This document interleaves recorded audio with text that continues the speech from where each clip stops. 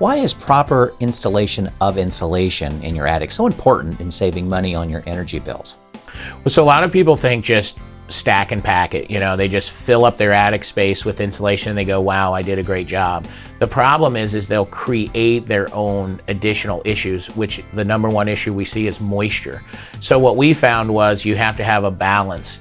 You need to put the insulation in properly, but you also have to have a system to get any moisture out of the attic that's in there so it doesn't create additional problems. So looking at the intake and exhaust ventilation system, looking at baffles, which are like a styrofoam piece that goes at the bottom of your attic space to prevent the insulation from falling into your overhangs and clogging your ventilation.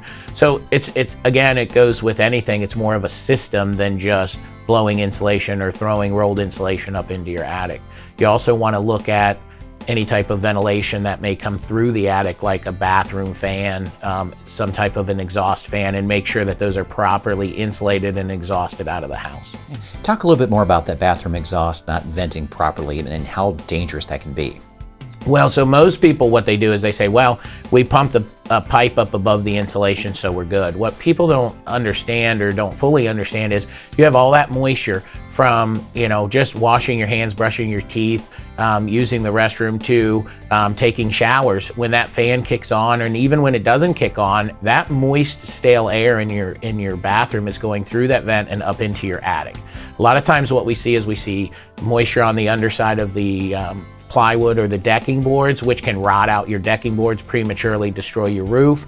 We will also see where in the winter time, we can go up into a house and there'll just be frost all over the underside of the wood. And again, it's rusting the nails, it's rotting out the wood. And then that frost melts and it drips and it gets on your insulation, which then can produce molds and things. So what we do is we make sure that is vented completely out of the attic space, and we put what's called a flapper vent on the roof, and that allows that hot, moist air to travel through an insulated duct out the roof line and keep your space clean inside your attic.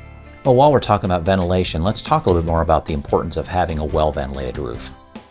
Well, it's a key. So what happens is when you get excess heat, or obviously the moisture we've addressed, but when you get excess heat in the house and then you have heat outside, you're kind of sandwiching the shingle. So it's getting the double whammy. It's getting the heat pressure from inside the house, heat pressure from out.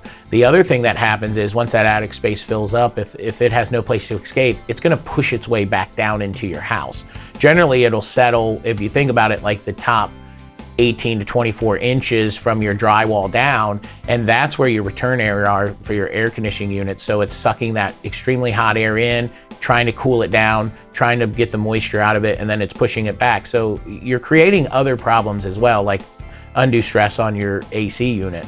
In the wintertime, you have the opposite problem of the heat gets trapped inside the attic and then it cools down. There's always moisture in heat. So what happens, that moisture gets in your insulation, gets on your roof deck, starts creating a problem.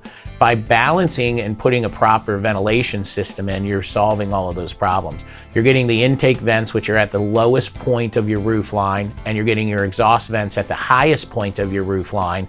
And that's allowing cool, dry air to come into the attic, push that hot, moist air up to the top of the attic and allowing it to escape.